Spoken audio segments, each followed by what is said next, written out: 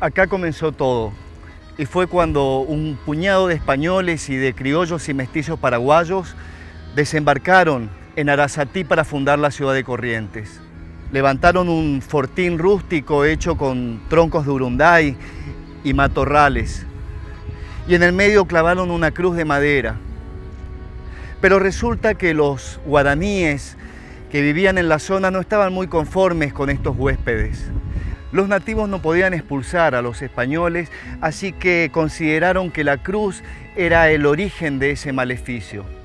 Así es que entraron, la intentaron quemar, pero la madera no entraba en combustión.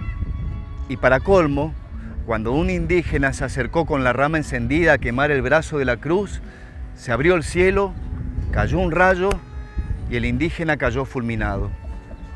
Eso al menos es lo que cuenta la leyenda. Y así comienza la historia de la Cruz de los Milagros.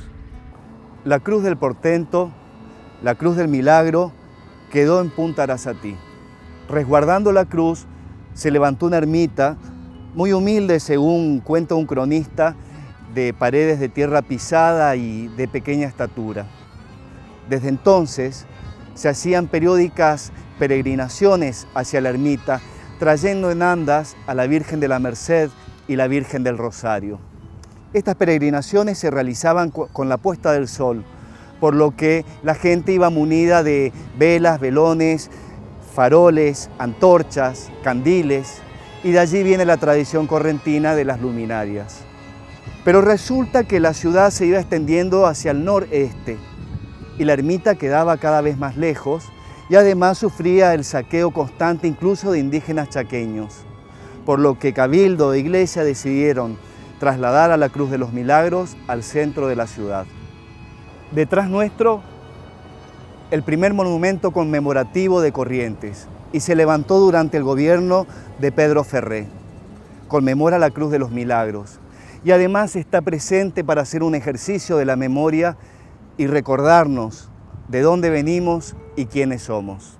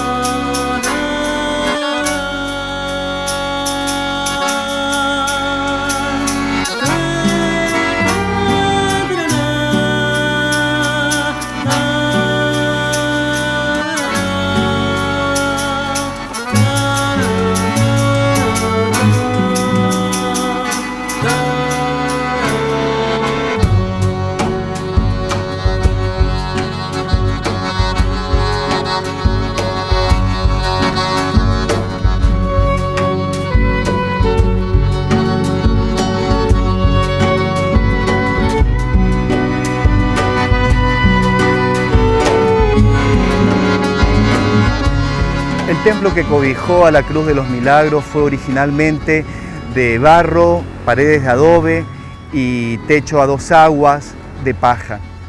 Pero hay una primera modificación que la realiza de su propio peculio Manuel de Bedoya.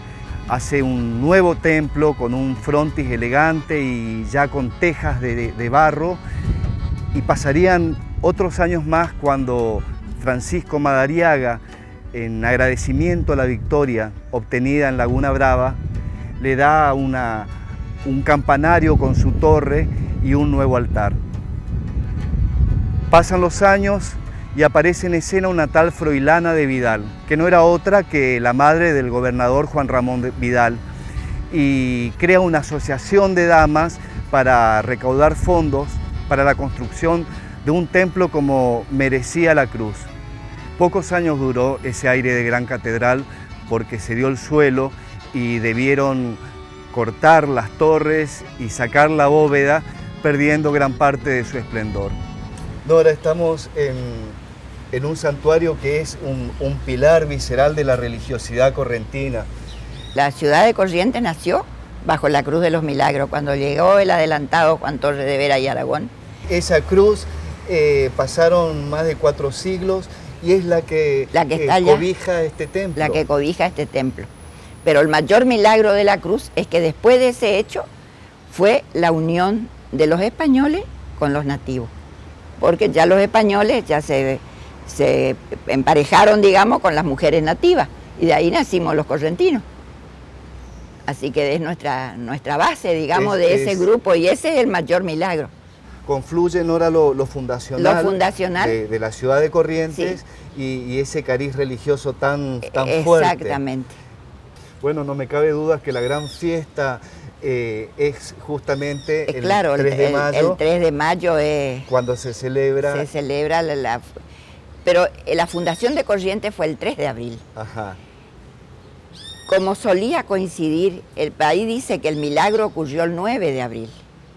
Pero esa fecha casi siempre era Semana Santa, entonces no era para no el festejo. Ajá. Entonces, como la iglesia festejaba el 3 de mayo, la exaltación de la Santa Cruz, se puso el 3 de mayo, ese día, que ya no hay más Semana Santa en mayo. ¿Qué le parece si nos invita a conocer por dentro el Templo de la Cruz?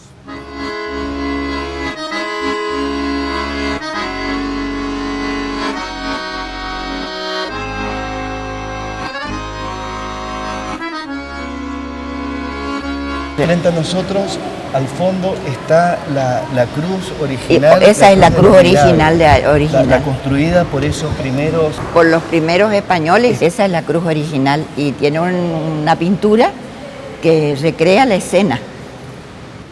Y todo reconstituido, pero los retablos estamos haciendo con la contribución de los fieles. Ese, el de la Virgen de Itatí, ya está listo. Ya está. Ah, cuénteme, la menciona a la Virgen de Itatí. Su coronación sucedió acá. Sucedió acá. Y además varias visitas hizo la Virgen a este templo. En el año 1900 fue la coronación acá, de la imagen auténtica de la Virgen de Itatí. Y después creo que vino otra vez acá. Se respeta, digamos. Todo se respeta, todo. Todo es original, los pisos, todo. Transpira antigüedad de este lugar. Transpira antigüedad, sí. Y la poderosa energía de generaciones que siguen, porque viene la gente los días de la novena y me dice, mi papá era de la cofradía, sí, mi seguro. Papá hacía esto, mi abuelo, y cuentan. Es algo que te emociona escucharlo. Pues yo solo el año pasado, sobre todo, estuve allá adelante recibiendo a la gente y escuchaba los testimonios. Así que hay una cadena. Una cadena generacional, así es.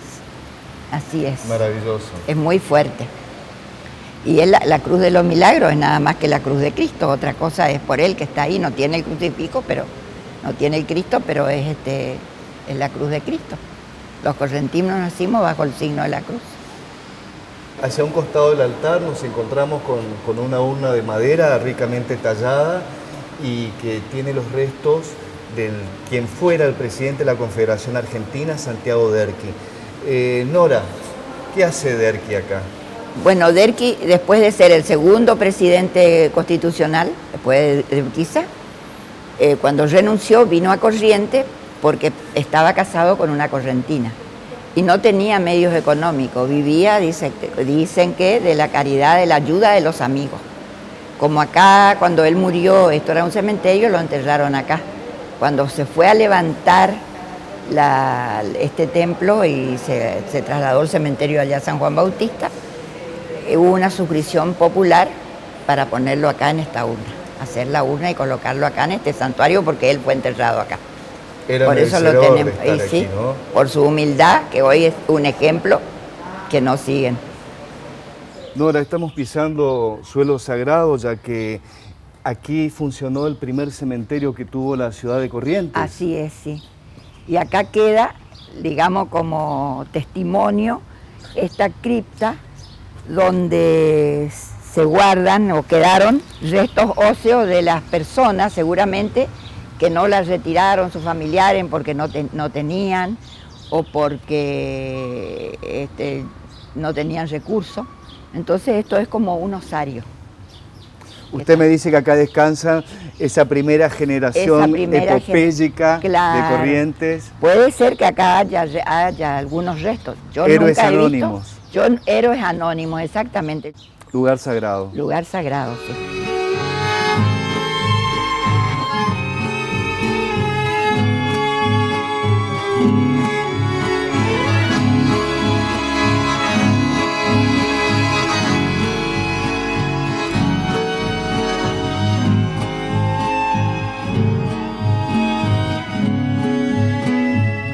A la entrada del monumento una piedra arenisca que tiene una inscripción sobre el relieve de la provincia de Corrientes. Taragüí, Ayererecó, Oaxaca tú, que significa algo así como venía a visitar tranquilo Corrientes. Y es la invitación de la Cruz de los Milagros a conocer esta tierra.